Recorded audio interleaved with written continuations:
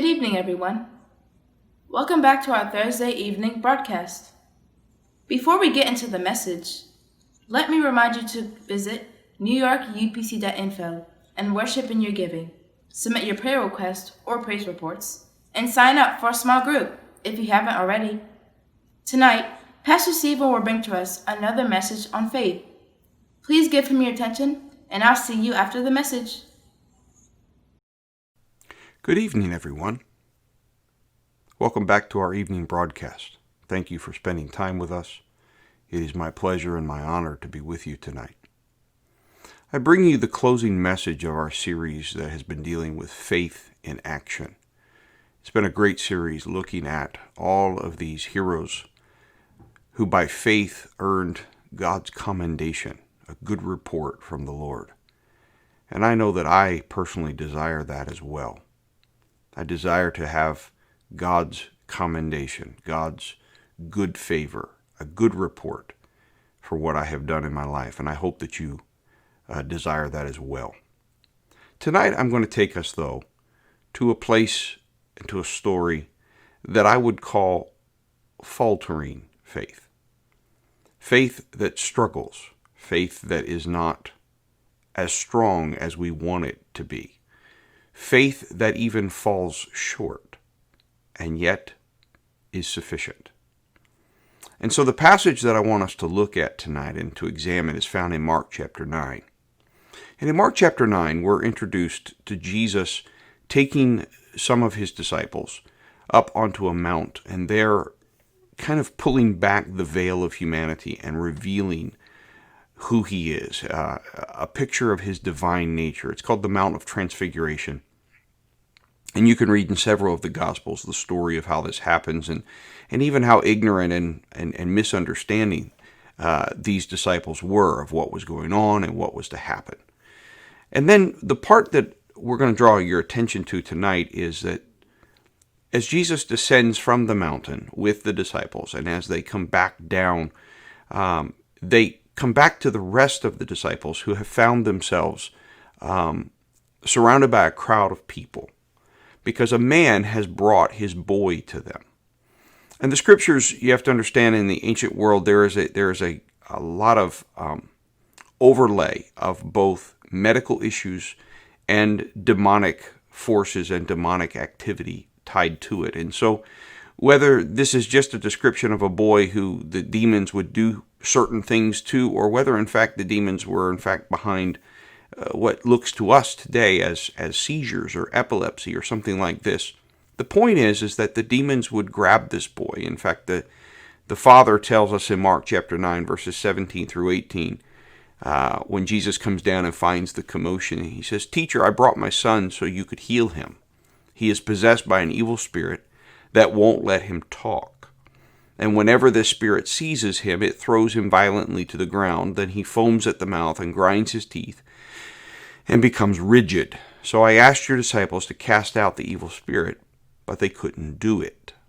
And so what you find here is you find this situation in which the disciples have been brought a real need, a need that a father was hoping that they could fix, and yet they couldn't. They were unable. They were stumped. They were defeated. It was bigger than them.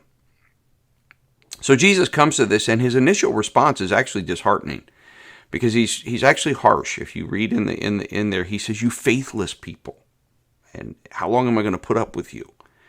And but then he goes on. He turns back to the Father, and he asks him, "How long has this been happening?" Verse 21 and 22. He asks the boy, "How long has this been happening?" Asks the Father, "How long has this been happening?" And the Father says, "Since he was a little boy." And that's partly what points to maybe it was also a physical condition that was tied in here. And then he goes on and says again, the Spirit proceeds to throw him into the fire and into the water, trying to kill him. But then a key phrase comes up. He says, "Have mercy on us and help, if you can." So the Father clearly has doubt. The "if you can" is very clear about that. Whether he had doubt before he came to Jesus or doubt set in because the disciples were unable to do it, and so the Father has tried so many things, I am sure, And now he's finally, this is one of his last hopes, and now it's been dashed. And so Jesus actually bristles at it. He's still in that mode of, you faithless people, you faithless generation. And he says, what do you mean, if I can? And I just feel Jesus being short-tempered here. I feel him being frustrated. I feel him in his humanity not just going, don't you know who I am? And perhaps this is because he's just come off the Mount of Transfiguration. The disciples there didn't get what was going on. They didn't understand what was going on. But he's a little frustrated. But then he makes a very important statement. This is reiterated in other places in the gospel.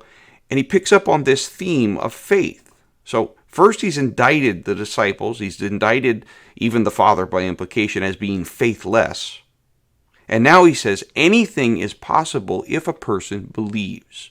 Now let me remind you all, the words, anytime you hear the word faith or you hear the word believe, all you're talking about is the exact same word, just in a different form. One's a noun, the other's a verb. To have faith is to believe. To believe is to have faith. So Jesus is talking about the exact same thing. The boy has not been healed because they have no faith. Anything can happen with God if you have faith, if you believe. So it's easy to understand how you and I would quickly begin to think, we've got to get the right amount of faith. We've got to increase our faith, as the disciples even asked Jesus in one of the other passages, Lord, increase our faith. And Jesus' reply, let me remind you, is not to increase their faith, but rather to simply say to them, if you have faith as small as a grain of mustard seed.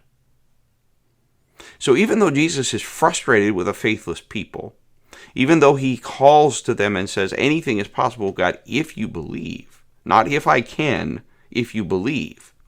When asked to increase the faith, Jesus does not increase it, but says, you just need a little bit. Now here's what's interesting as I've contemplated this passage, because the Father instantly cries out and says, and this is a quintessential phrase that so many of us know, and if you don't know it, you want to get a hold of it.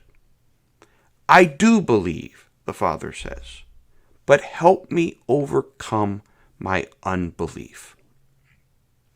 I have faith, Jesus, but I have so much doubt. This is what I call faltering faith. There's a grain, but it seems to be buried under a mound of doubt. It's there, but it doesn't feel like it's enough. Now, here's what's interesting about this passage, and I really am excited because as I studied and I thought about this, bringing you this, because first of all, the consolation is the boy is healed. Jesus responds and heals the boy.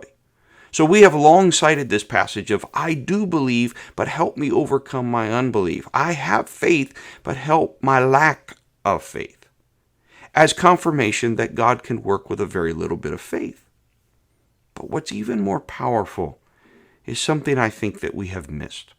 Because the scriptures tell us that Jesus then proceeds from that place of healing, and he goes inside of a house, and he discusses and talks with his disciples as he would usually do. And there's a passage of scripture that we often quote, and there I need to acknowledge to you, this may get me into trouble with a lot of people, but oh well. Manuscript evidence is not clear that fasting is included in the verse I'm going to cite here. All right. In fact, my opinion, the strong textual evidence is that fasting is not included here. This is an addition from later time. And it is further, I've always held that opinion, but my opinion is further strengthened by my insight that I share with you today about faltering faith. Because Jesus replies to the disciples when they ask him, why couldn't we cast him out? Why couldn't we cast this demon out of this child? Jesus said, this kind can be cast out only by prayer. Only by prayer. Here's the mistake I think that we make, at least that I have made. I immediately begin to think of prayer as meaning hours and hours of beseeching God. I begin to think of prayer in terms of a long process. I begin to think of prayer as this thing that I do that earns some kind of power, or to be blunt about it, increases my faith. But let's pause for a moment and let's go back to something we've studied. What is prayer? Prayer is very simply defined as us talking to God and God talking to us. Us talking to God and God talking to us. When Jesus descends from the mountain, who is he? Who has he just revealed himself to be? God. When the Father steps into his presence, he's already been disappointed by all the doctors, I'm sure, and all of the different remedies he's tried for his son. He's brought them to the disciples of Jesus. He brought his son to the disciples of Jesus, and they have failed. But when Jesus descends the mountain, when Jesus comes into his presence, what does the Father do? He talks to him. And what does Jesus do? Talks to the Father. Now here's the problem. We so many times are affected by this idea of God as separate from Jesus. And even when we know that God is Jesus and Jesus is God, I think sometimes we forget that in the incarnation, our act of prayer to a being we cannot see is identical to the disciples and to the people of Israel talking to Jesus, whom they could see. In other words, how was the demon cast out? When the Father talked to Jesus, and when Jesus talked to the Father. If the Father did not have the measure of faith that was as small as a grain of mustard seed, he would have taken his boy and he would have gone home. And even though he felt still overwhelmed by doubt and still overwhelmed by all that was wrong, he still had enough faith to talk to Jesus. He had enough faith to tell Jesus what was going on. He had enough faith to tell Jesus what he was feeling. He had enough faith to even express a doubtful request. Have mercy on us and help us, he said, if you can. And while Jesus was frustrated by his lack of belief, while Jesus was frustrated by that struggle that we all face, Jesus still healed the boy. Because the Father talked to him. So tonight I want to challenge us. I want to challenge us, and respectfully, to lay aside what some have taught, that you have to gain a certain amount of faith. That somehow you've got to spend hours in the presence of God to move God. This isn't consistent with what Jesus taught us. He says, when you pray, do not be like the pagans are, who constantly use vain repetitions, thinking they will be heard for their much speaking. I know as a father, I don't need my children repeating themselves for hours on end. I just need them to come to me. I just need them to trust me. I just need them to talk to me. And I just need them to listen to me. This is prayer. To put a fine point on it, the Father had enough faith to ask Jesus. And when he asked Jesus, that was prayer. To put it to us today, anything is possible with God if you will just have enough faith. Despite your doubts, despite your fears, despite everything that feels so much bigger, if you will just ask God. If you'll just talk to him and then let him talk to you.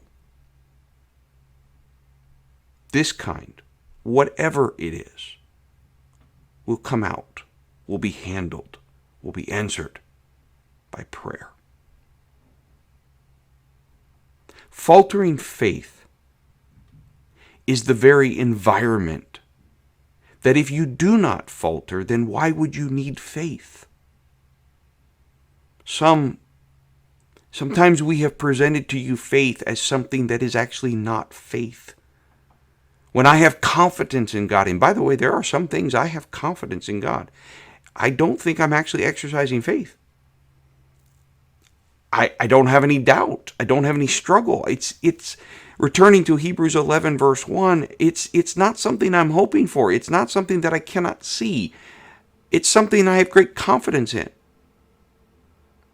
But you see, when I doubt, when I falter, when I fear, those are the moments that God says, will you still talk to me? Will you not leave? Will you not go elsewhere? Even when those around you fail you, even when my disciples are struggling in their understanding, will you still believe enough? Even though you struggle, even though you doubt, even though you're overwhelmed, will you keep talking to me?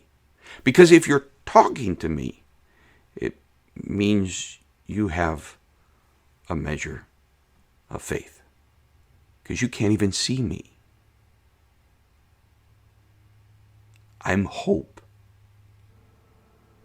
It's not guaranteed. And yet, you're talking to me. And so tonight, brothers and sisters, we close this series of faith in action with an encouraging word. A word that says it's very normal for you to struggle. It's very normal for you to feel doubt, to feel overwhelmed. And in those moments, can you muster just enough hope? Just enough reason to talk to him?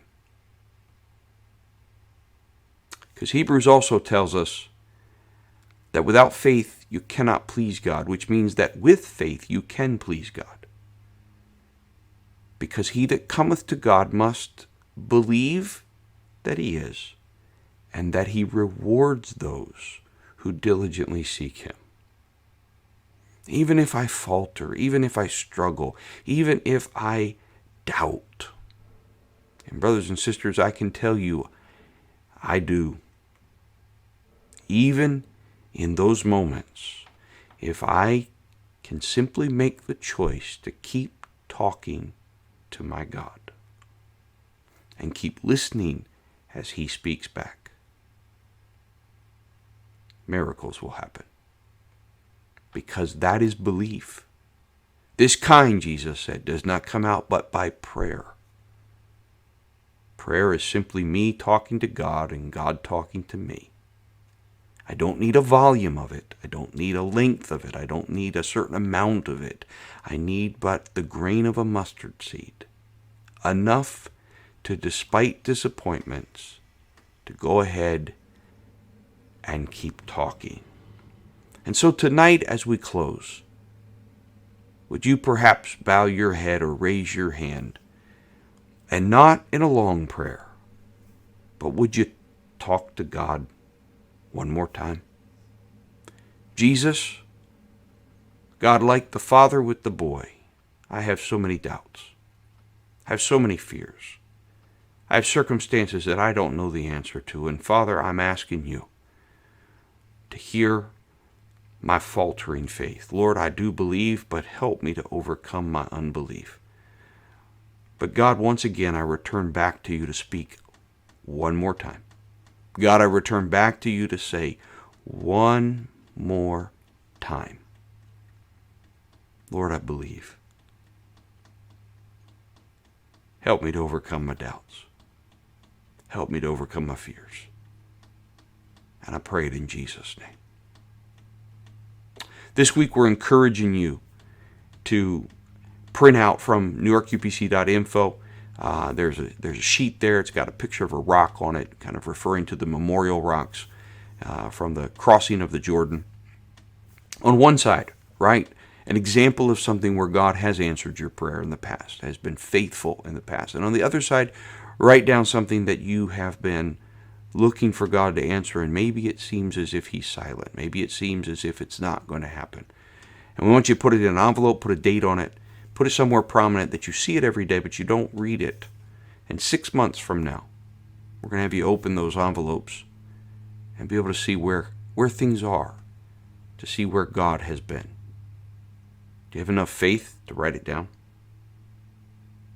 Don't need a lot, just a little bit. God bless you all. We love you. Stay safe. Be patient with us as we continue to lead you through this COVID-19. Stay connected in your small groups. They are critical. Stay connected and be responsive as your pastoral team members reach out to you and connect with you. Be honest and be open. Don't just have a brave face. If you're struggling or having trouble, let us know. Continue to join us on our evening broadcasts, and God will see us through this. We will dance in the streets again. We have it in prophecy. We have a promise. And so we believe. God bless you, and have a great night. Thank you, Brother Stephen, for that great message on faith. For our engagement this week, go to the Faith Engagement card at newyorkupc.info. Read the instructions and print off the PDF. Also, don't forget to go to the sock puppet contest card and vote for your favorite sock puppet. Thank you all again, and good night.